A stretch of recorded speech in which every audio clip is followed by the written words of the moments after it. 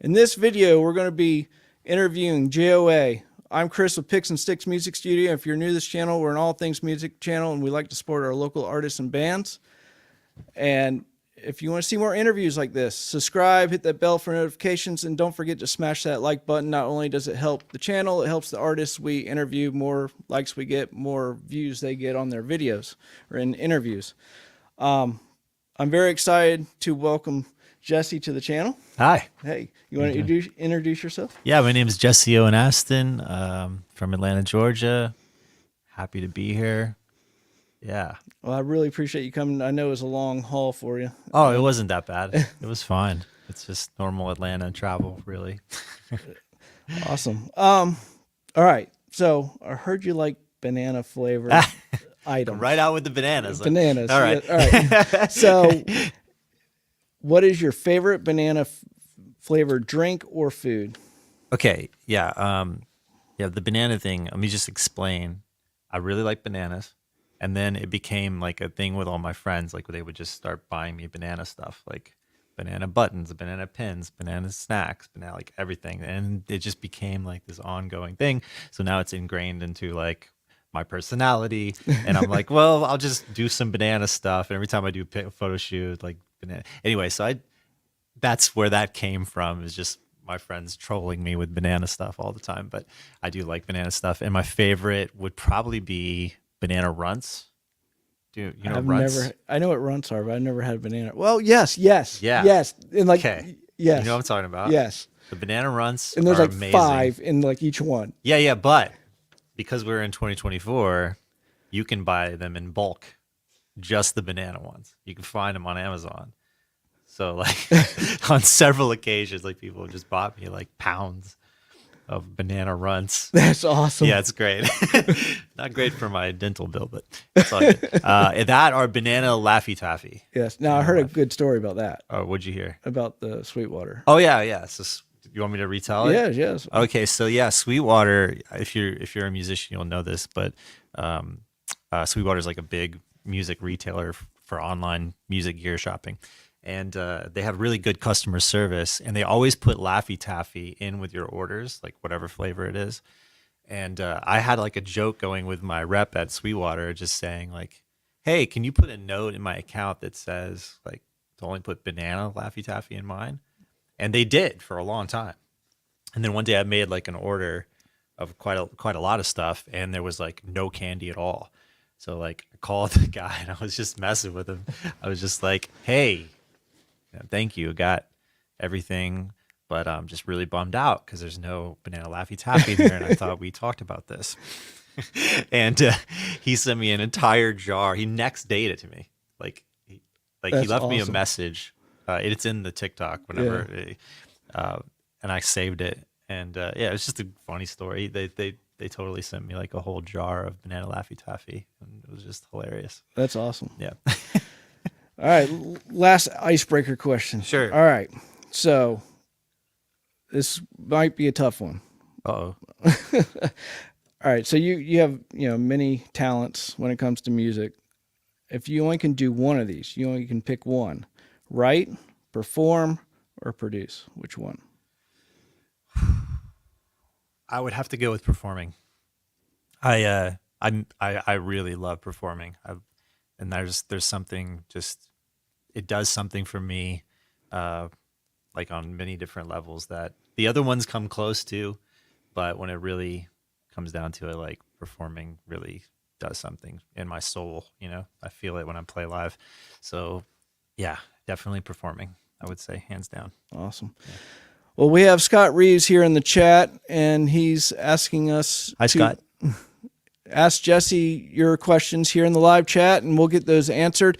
Scott, let us know, as always, how our volume's doing and everything.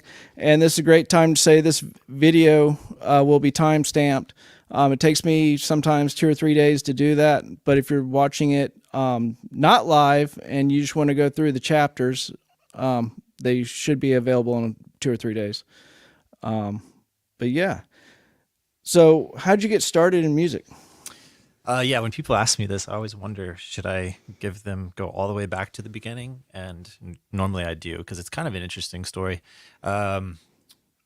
when I was young, my first dream was not to do music, was to be a baseball player. Like I really wanted to be a major league baseball pitcher. So I was like in little league and doing all that. And I would think I was like 11, and I had a guitar. Like I'd been messing around with it, but I hadn't like really dug in because I was focused on baseball. And anyway, went to tryouts at age 11, and my arm had been hurting me that day, and I couldn't figure out what was going on. But I had to go to tryouts. I wasn't thinking about it, and I had to throw a ball from third base to first base, which is like a pretty long throw. I reared back and I went to throw the ball, and my entire arm snapped mid pitch. Wow. Yeah, like this. It was like it was amazing that it wasn't a open fracture, but I remember it was just like the worst pain I've ever felt. I heard a loud bang, Wow. and it like really was crazy because the break was, I had a cyst in my arm, and it was like the walls of my bone were like paper thin. So when it broke, it was like it took forever to heal. I was in a cast. That arm was in a cast for like 6 months. So the first things that I did when I was in the cast, because I was basically, the doctors were like, you're not going to play baseball for a really long time.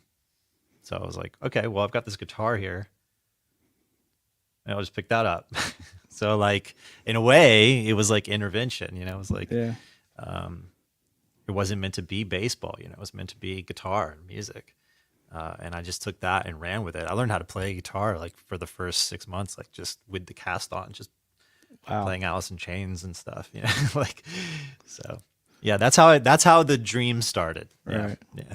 Well, it's kind of Fell like in love. opposite of me. Like I played baseball before guitar, but baseball kind of got in the way of guitar. Oh, so- really? Yeah. Oh, that's interesting. So Yeah. just playing high school baseball, and then I played men's league until I was like 35, and now both my boys play. That's awesome. I mean, I love baseball. Yeah. I still do. It's really fun to play, but guitar took over. Yeah, that's good. Yeah. 'Cause, It worked out okay. who are some of your biggest influences? Queen, Smashing Pumpkins, Bruce Springsteen, Elvis Costello, Billy Joel. Those are the main ones for me. That was Off the interesting top one. of my Abbott Costello. Oh, Elvis Costello. Oh. No, I- not Abbott Costello. I was like, I didn't know he.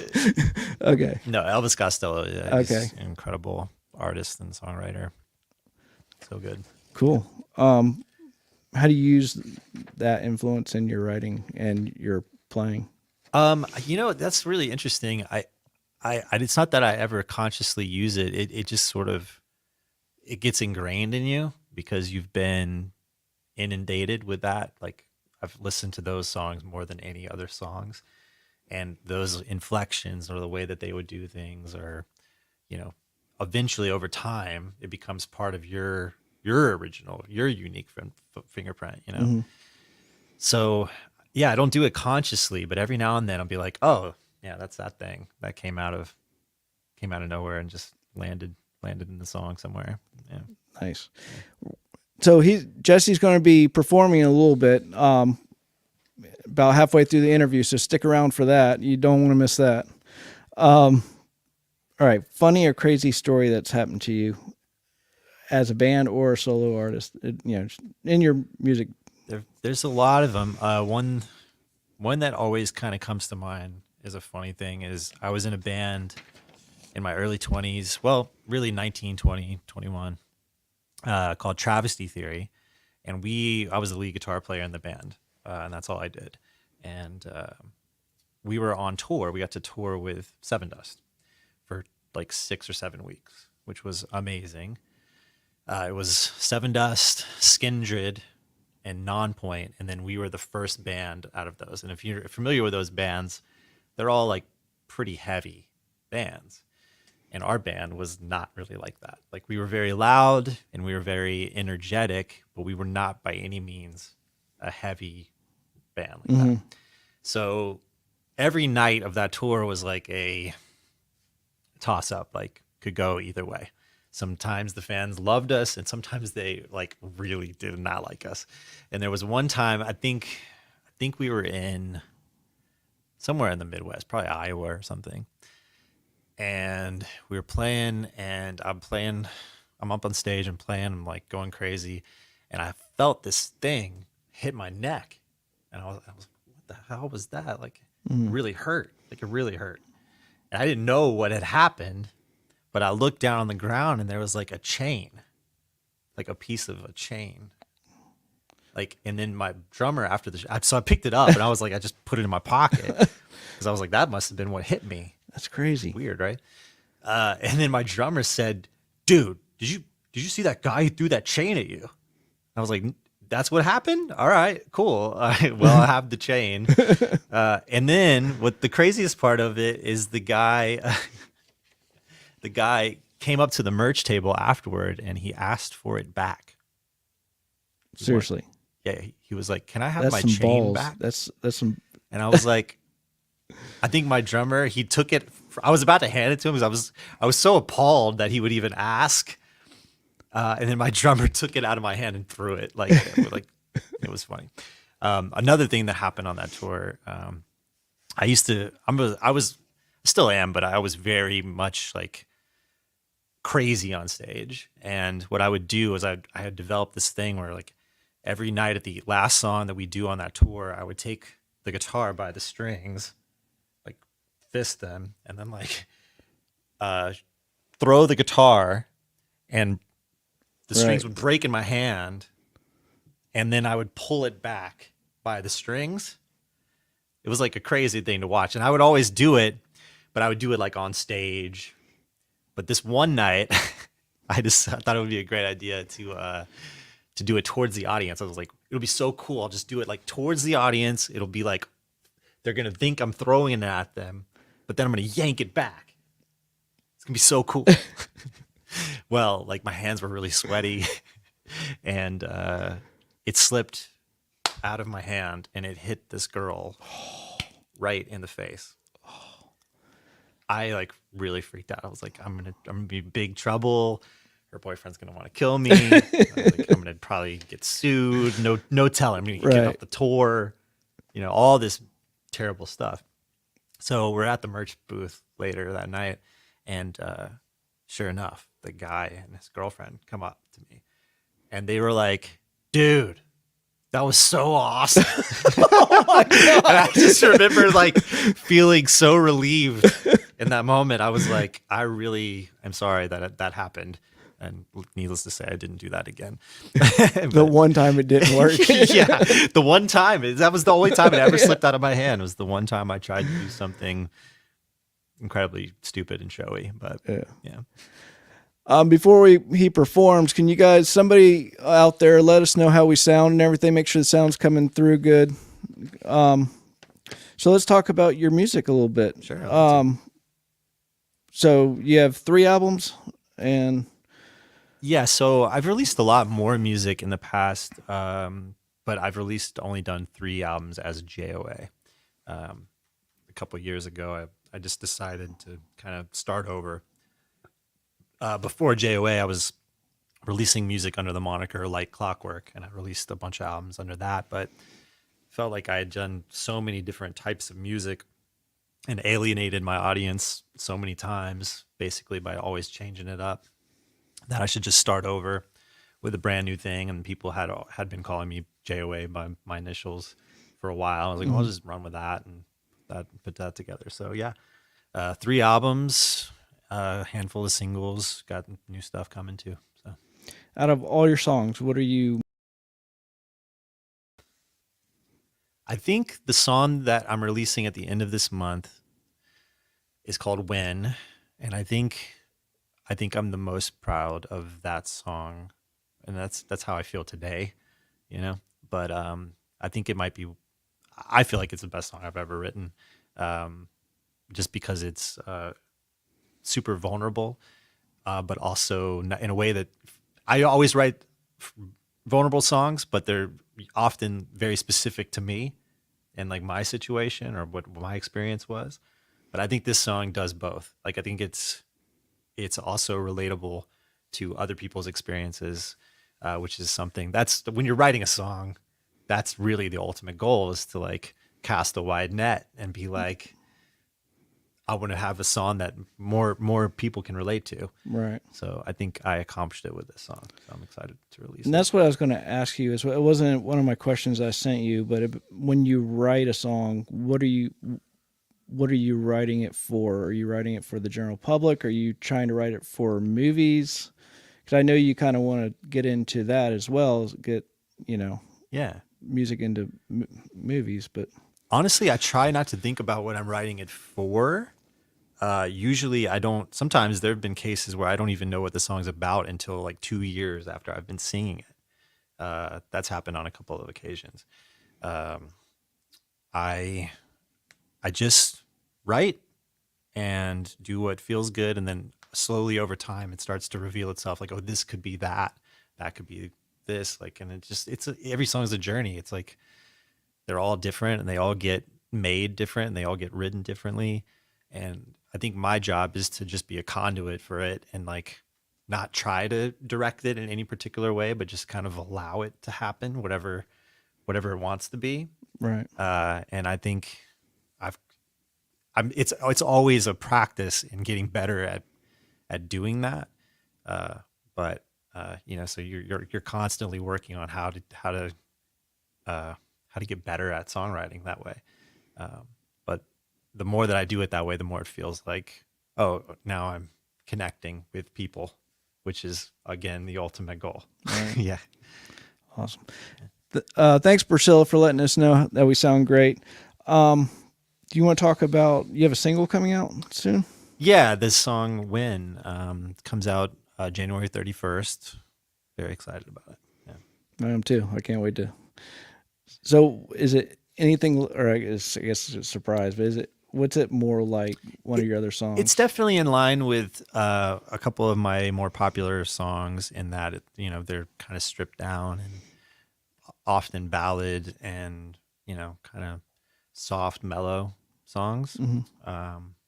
I don't do that all the time, but those seems to be the songs that people like the most, which is great.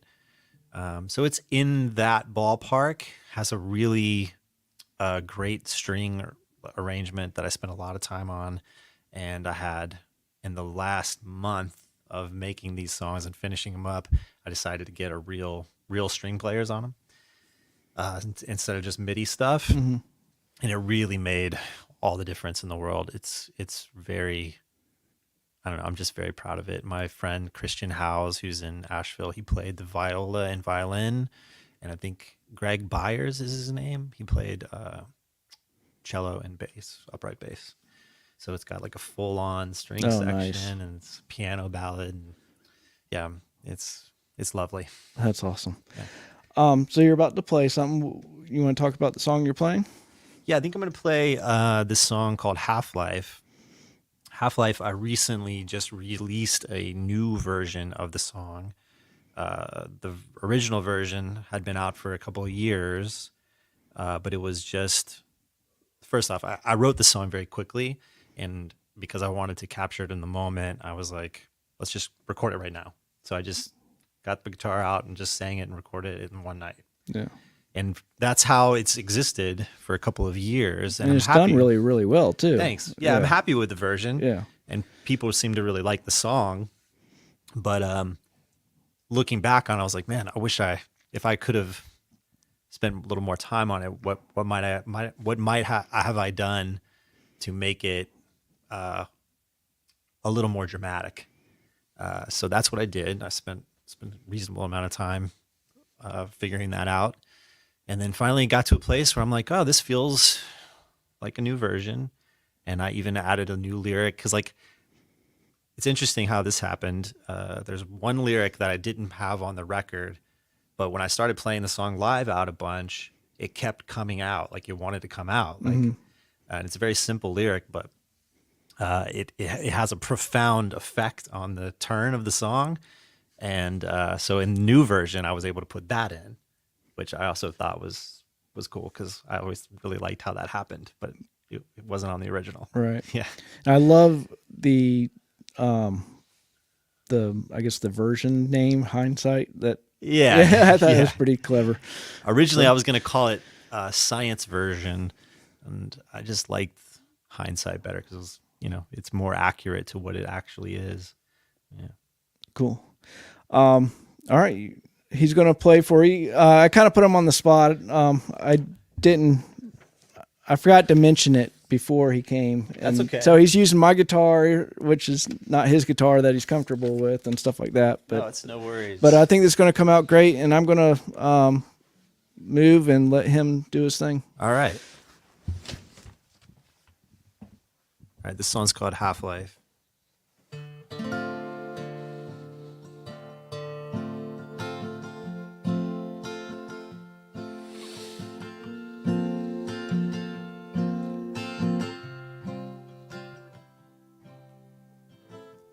Calm down, love, it'll be alright.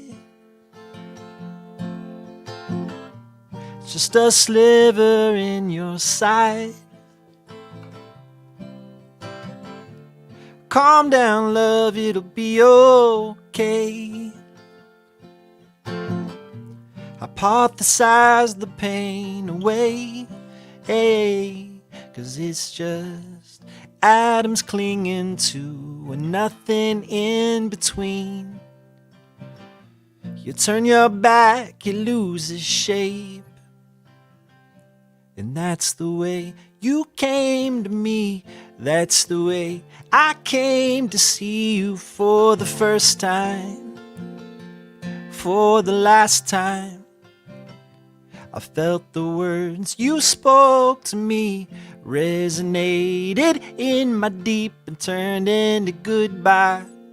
When heartbreak reaches half-life, oh, how will I survive? Ooh, such cruel design.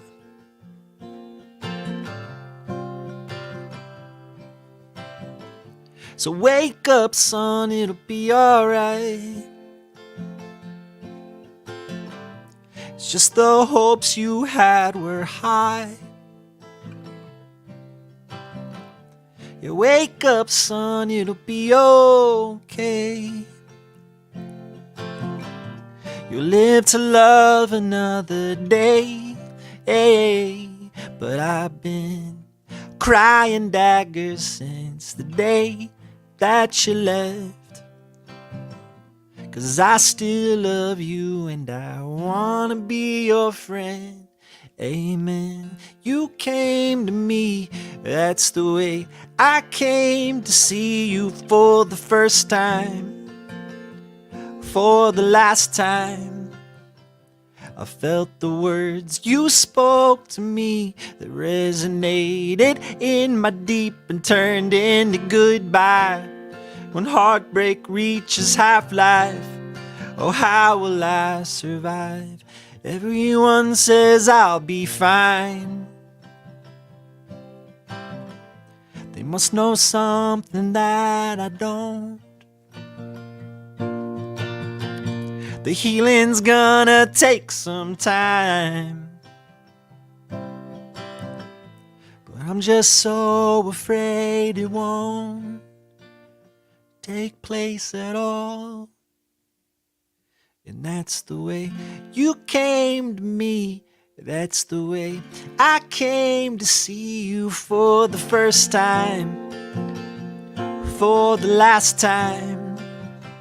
Yeah, that's the way it had to be. Love's better served in my dreams, so don't wake me up now. I'll stay asleep. Yeah, that's the way you came to me. That's the way I came to see you for the first time.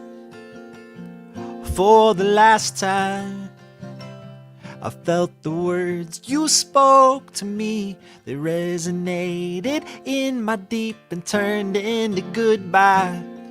When heartbreak reaches half-life, oh, how will I survive?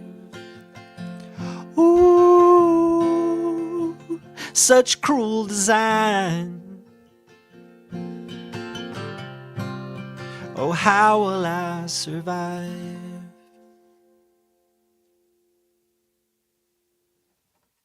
Awesome. Thank you. Haven't played that in a while. It's fun. That was awesome. Thank you. I appreciate that. Yeah. Stacy's back there clapping. Stacy's here tonight again, helping, pushing the buttons and Thank you, stuff. Stacy. Yeah, we played that tonight when she was making dinner for herself because I was like, I'm not eating dinner tonight. Nice. Yeah. But yeah, she really enjoyed that, and Thank she's you. like, I appreciate that.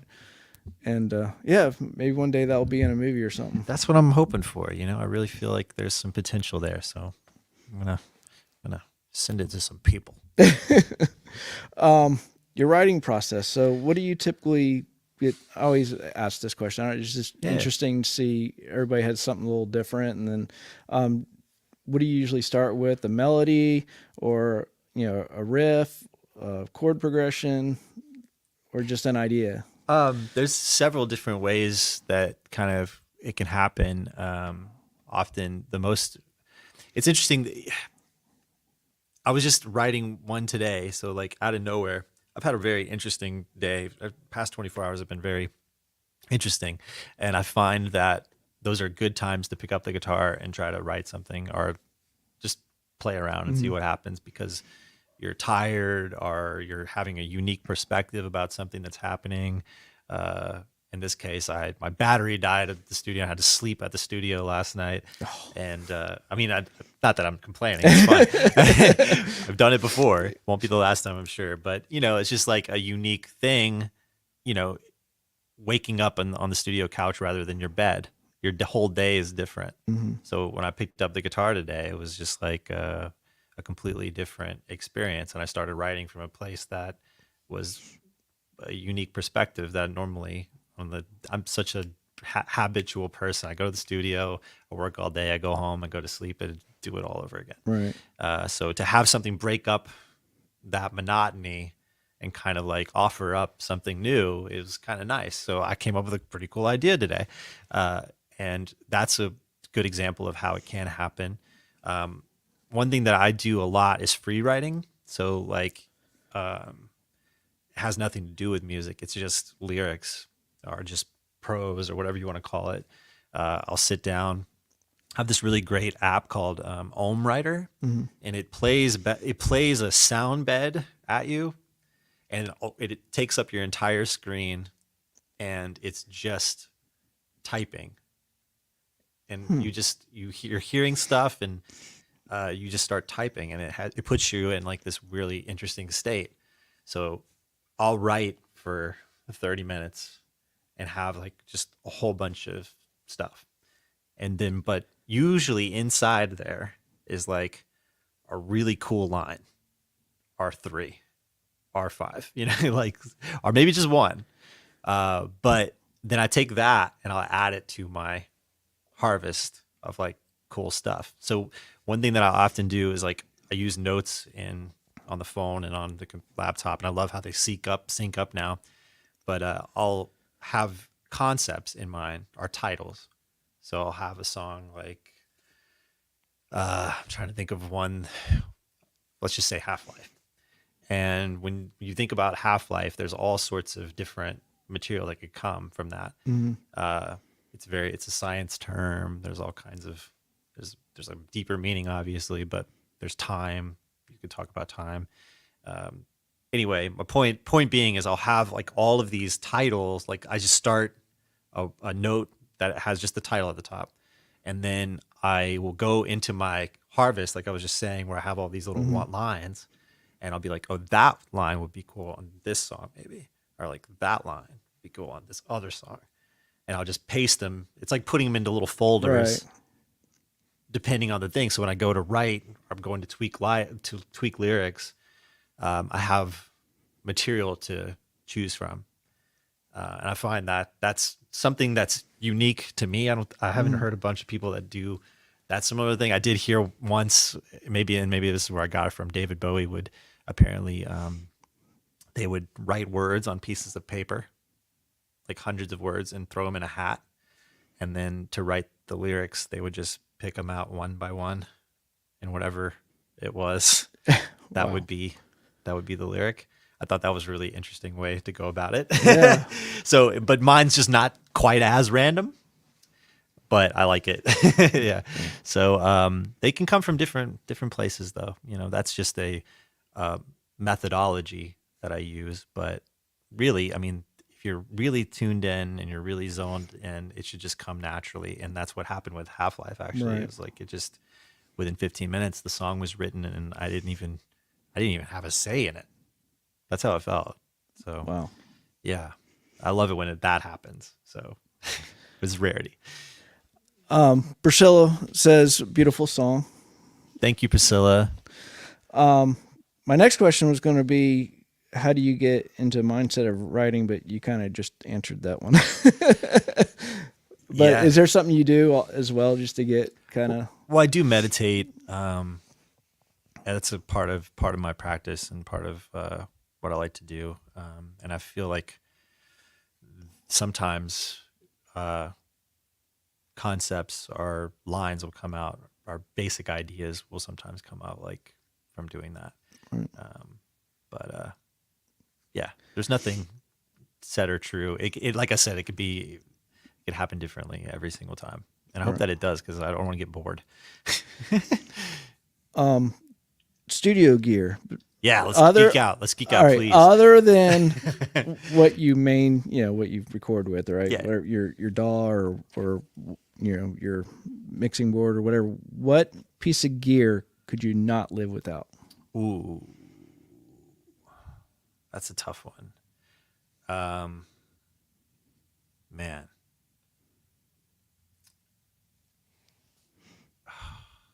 I guess it would be a guitar. I have a guitar that was gifted to me by my grandfather, and I completely customized it and redid it and painted all over it and made it a complete custom guitar for me that I love. And it's the guitar that I play live, and I think, I don't think I could do without that. Yeah, I think a lot of good stuff has come from that. There's a lot of mojo in that guitar. But That's awesome. No, and it was a gift from your grandfather too. So that's I also, and most of them are gifts that are usually the ones that are the hardest to part with, and probably shouldn't for that reason. I have a Electro-Harmonix Big Muff. That's the Ram's Head, like version 3 or 2. Anyway, it's the one that the Pumpkins used on Semi Stream. So, but someone gave it to me. Like my friend's stepdad was like, "Do you know what a Big Muff is?" And I was like, "No." He's like, "It looks like something you'd be into. Here, I found it in the attic." And he just gave it to me. And I've had that pedal forever. And it is literally, I mean, it's the best sounding That's awesome. fuzz pedal that I own. I've been wanting to buy one, and they have so many versions now, and it's like, which I just want like the original. What's the original? It's so confusing now, and now it's just. Well, look, I have that, and then I have the Ram's Head version that they came out with somewhat recently, and they are not the same beast. They're not at all. Like, they're completely different. So I don't know.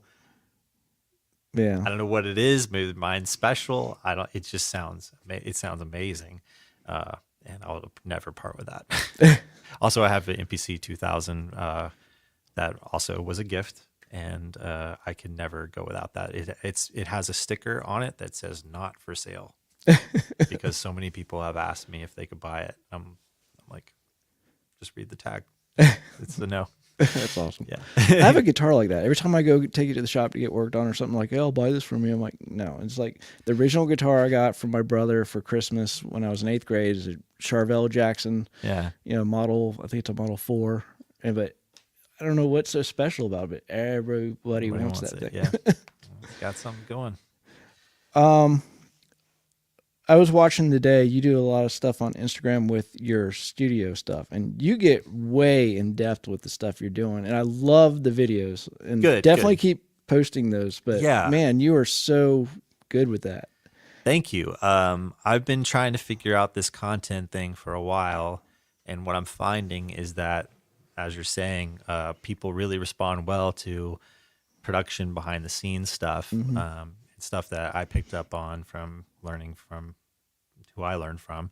And some of those tricks are like, you don't see a lot of, I think I have some that are a little unique. Like I see a lot of people always talking about the same things. Like, oh, you got to high shelf your this, you got to, high pass your everything. You have to do this. Here's compression, but it's like, no, but here's something that you can actually use.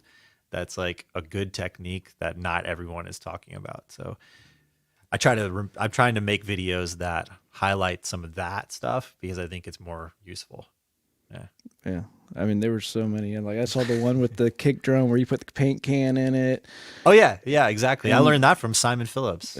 Yeah. is it a full paint can or empty? It's full. Okay. Yeah. So I was recording, I got to engineer a Billy Ray Cyrus album in LA a long time ago. And we were recording at Simon Phillips' studio. And, he's an incredible drummer. And I would always show up like an hour early and be like, hey, Simon, want to show me like how you do stuff?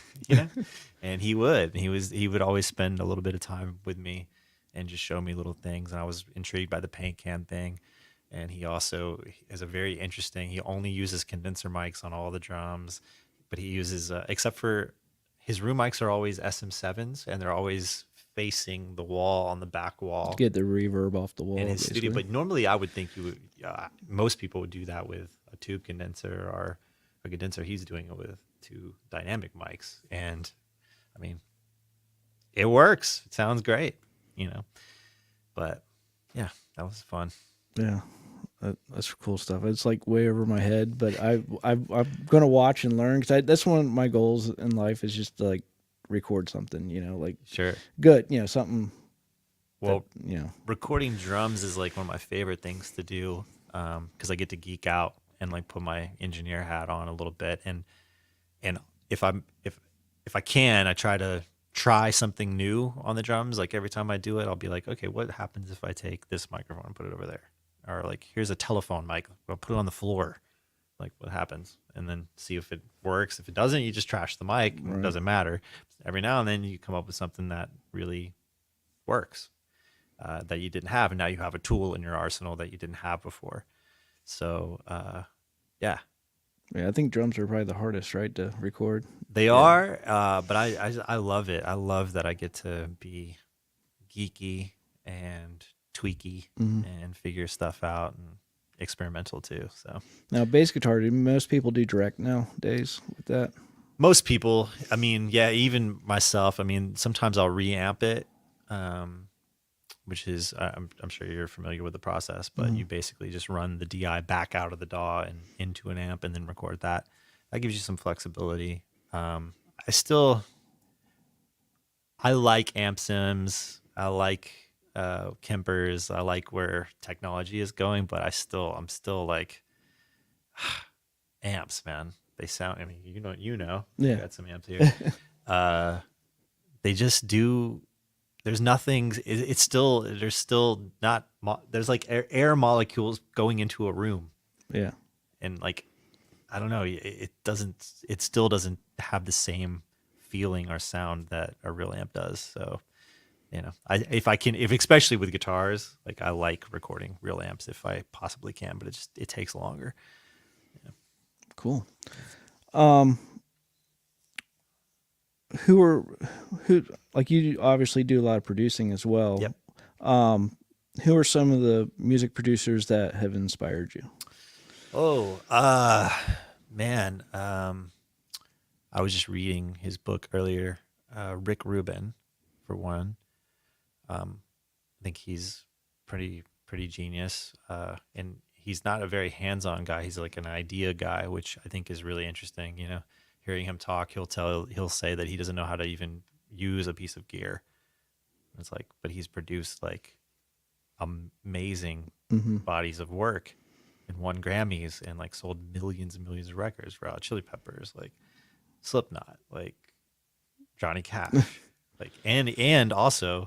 I mean, people. I guess a lot of people do know this, but he was really on an underground hip hop scene. Like he was like on Beastie Boys like early on, and he produced one of the best Jay-Z songs ever, 99 Problems. So his whole, he casts he's got wide genres, and I find that really respectable, because you find a lot of producers who are like, I'm a rock producer, or I'm a rap producer, or whatever, or I'm a pop producer, but he doesn't care. He just kind of goes wherever and can do anything, and that shows me it's a symptom really of his mind and not necessarily anything else. He's just a really smart, genius guy.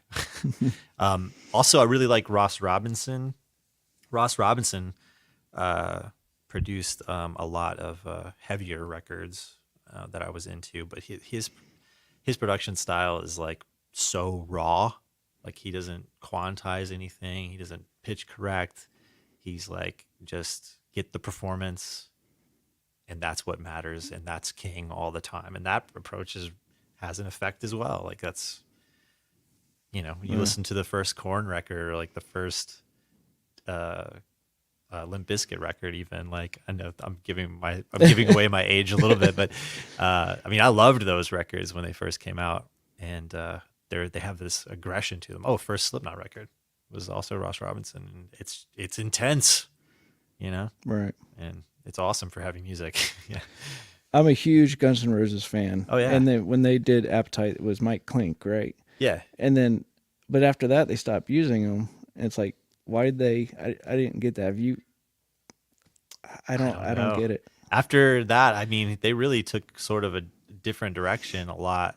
I don't know if it was just looking for a different sound or something, or I don't know. I don't know. I have no clue, but I still really like Use Your Illusion 1 and 2. Yeah, I do too. They're It's good. fantastic albums, and I love Axl Rose on the piano. Like, I love that. I think that's so cool. Everybody hates the Spaghetti Incident, but right. I know it's all covers, but I liked it. I really, there's some on there I don't like, but there's quite a few in there I really enjoy it. Remind me, did they put they covered a Charles Manson song? Is yes, that on that? That is the hidden song on there. That's the hidden song. That's what I thought. Yeah. Yes. That's very interesting. Yeah. Yeah.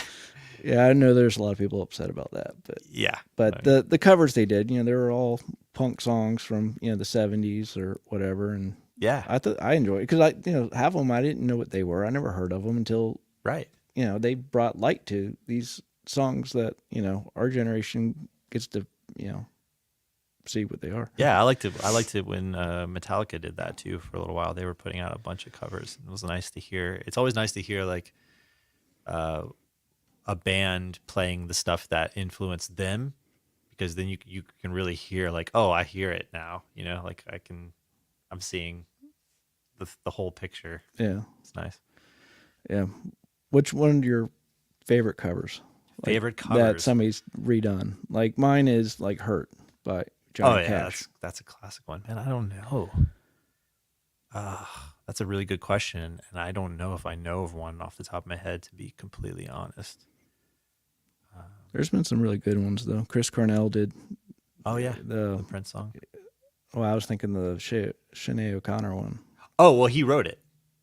No, Nothing Compares. He did. Yeah, Prince wrote that. Oh no. Oh yeah. Gotcha. Sinead O'Connor did it, but Prince wrote it. Yeah. But yeah, that's a great I think I did too. know that. I forgot about that. Yeah. He wrote some songs that a lot of people didn't know. That's pretty interesting. Yeah. But Prince was great. What album that you helped produce or engineer was the most enjoyable? I read this question earlier and I was trying to think, because I mean, honestly, I can't think of a real negative experience that I've had with anything that I've worked on. They've all been mostly pleasant, for sure. And it's really hard to pick, but I think there was a couple that stand out to me. I produced an album for a guy named Josiah Limming. Josiah is doing pretty well now. At the time that I met him, he was signed to Warner Brothers, and I had produced 2 songs for him when he was on Warner Brothers, and then he ended up getting dropped the day his record came out. Yeah, really interesting. Big bummer, but we ended up, after that, we ended up making a record completely independently. We got to do whatever we wanted to do, and we had a studio, and we just made a really cool Billy Joel-esque kind of record. Because at the time he was known for playing a lot of piano, and we had a really nice Yamaha Grand. It was either a Yamaha or a Steinway, but it was awesome. And we tried these songs, and we got the whole album done in probably a month, and we released it independently, and it actually made money. That was like a really nice thing, because he was on Idol, and he's always had a strong fan base from doing that, and now he's doing tremendously well. I'm so proud of him. He goes by Josiah and the Bonnevilles now, which is such a great.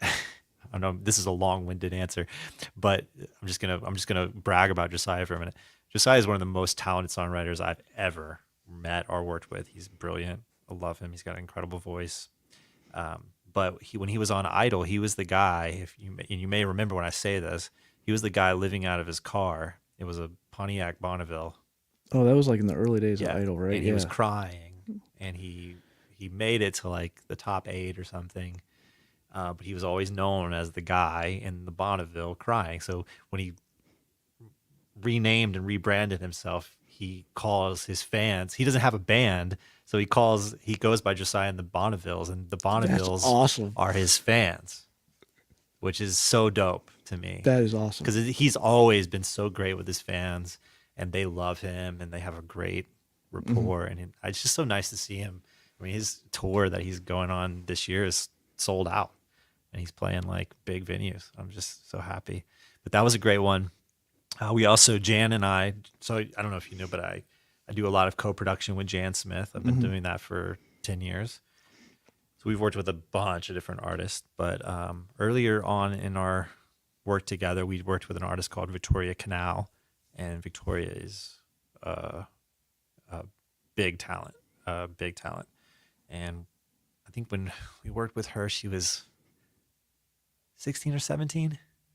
And I mean, her voice is incredible. The songs that she would bring to the table were incredible. And that experience just was so effortless and swimming. Like, it was just, everything went, and it was great. And the music that we made was beautiful, and the songs were beautiful. And she's doing well too. And we're happy to see her doing well. And it's nice having worked with some of these people and then watching them grow and watching them actually like really take off. And that's exciting. That's awesome. Very rewarding. Yeah, I bet. When I'm looking around, I'm just making sure there's no questions popping up. We're at the tail end of the interview, so if you have any questions, speak up. Yeah, Jesse can get those answered. Future, what are some of your future goals? Let's do like the rest of this year and then on out. Like, you know. Okay. Yeah, I like that. Short goals and long goals. Goals have been fresh on the mind lately, for sure. So, first, I was just in LA for New Year's, and I got 2 songs remastered and 3 brand new songs mastered, and I'm gonna release them for the first part of this year. So I've got 3 singles back to back that are coming out, and I also play in a band called World Is Watching here in Atlanta. It's a completely different thing. Very much rock, very much alternative 90s inspired rock music. But we also have been working really hard on finishing some songs that have been kicking around for a while. What happened was one of my dear friends was in our band, JP, and I had known JP since I was 19 because he tour managed us when we were touring with Seven Dust. So I met him then. I was very young, and we had been friends for 2 decades. And he passed away a few years ago suddenly, and it was like very much a surprise. None of us expected that. It put a damper on our band in a weird way, and like we had to kind of like reconfigure and figure out what we were going to do. But there was a handful of songs that we started that he was our keyboard player, and he would always come to us with these very different types of ideas. And we weren't like saying no to them, but for whatever reason, when you're in a band, everyone kind of jumps on certain ones and then they don't jump on the other ones. And it's not because those aren't good. It's just because they're different, or I don't know what it is. Right. But we went back and we were listening to some of the songs that we had started that were birthed from his brain, and just kind of recognized like, oh, these are cool. Like, these are really cool songs. They're not what we would typically do, but that's the great thing that was about this person, is that he would always come to the table with these left of center ideas. So anyway, long story short, we just are finishing up those songs specifically to put on an EP to pay tribute to him, and kind of just like out of respect and in memory of our friend. That's awesome. Yeah. Sorry for your loss. It's okay. That's a cool thing you guys are doing. Yeah. I think it feels right. It just feels like the right thing to do. Yeah. Awesome. Let's talk social media. Where can people find you? Yeah, sure. I'm on all the stuff. It's my full name, Jesse Owen Astin. I think on all of them, except for Facebook. I think it's JOA goes for it, because I go for it. I think all the other ones are Jesse Owen Astin. So Jesse Owen Astin on TikTok, Instagram. Yeah. And then on Spotify, you can find me. There's other JOAs on Spotify, but I've found that if you type in all capital letters, yes, I found that too today. Mine comes up closer to the top. So Yeah, I always it came tell first people, for me. Yeah, so, there you go. So if you type in just capital JOA and not lowercase, for some reason it works better.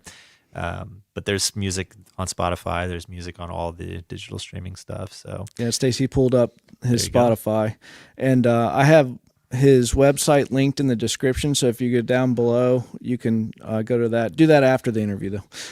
okay. Yeah, sure. And there, she has his website as well.